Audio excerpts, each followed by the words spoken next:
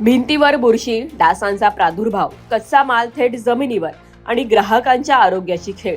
गेल्या काही दिवसांपासून मुंबईतील अनेक नामांकित हॉटेलवर धाड पडल्यानंतर आता एफडीएने मरीन्स लाईन येथे असणाऱ्या 110 वर्ष जुन्या पारसी डेअरी फार्मवरही कारवाईचा बडगा उगारलाय.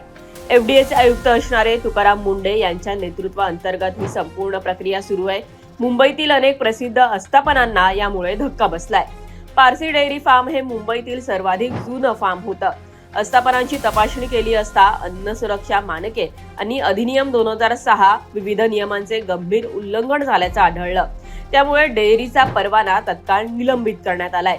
तसेच अन्न पदार्थांची साठवणूक आणि वितरणावरही बंदी घालण्यात आली आहे.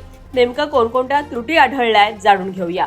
कच्च्या दुधाच्या साठवण कक्षात अस्वच्छता, उत्पादन विभागातील भिंतींवर बुरशी, कच्चा माल थेट जमिनीवर, बुरशीग्रस्त भिंतीलगतच अन्न साहित्य, डास आणि कीटकांचा प्रचंड वावर, उंदीर प्रतिबंधक जाळ्यांचाही अभाव, सांडपाणी प्रक्रिया यंत्रणेत त्रुटी, कर्मचाऱ्यांच्या वैद्यकीय नोंदी अपूर्ण, वाहन स्वच्छतेची नोंद नाही आणि अनेक उत्पादनांवर मुदत, साठवणूक किंवा आवश्यक माहितीच नसल्याचंही समोर आलंय.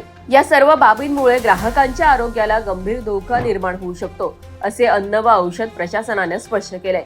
ही कारवाई केवळ एका डेअरीपुरता मर्यादित नाही. गोरेगावमध्ये दुधाच्या पिशवीत छेडछाड करून विक्री करणाऱ्यावर कारवाई करण्यात आली आहे.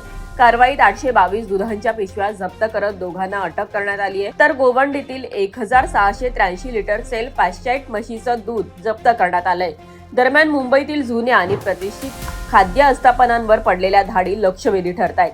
याआधी एफडीएने स्वच्छतेच्या नियमांचं उल्लंघन झाल्याच्या कारणावरून मुंबईतील प्रसिद्ध K Rustom ice cream parlour, Shalimar restaurant आणि नूर मोहम्मदी रेस्टॉरंट यांचेही परवाने निलंबित केले. या कारवाया पाहता मुंबईत आता भेसळखोरांचे आणि आस्थापनांमध्ये अस्वच्छता बाळगणाऱ्यांचे धाबे दणाणले. लोकमत मुंबईसाठी मुक्ता लोंढेचा रिपोर्ट.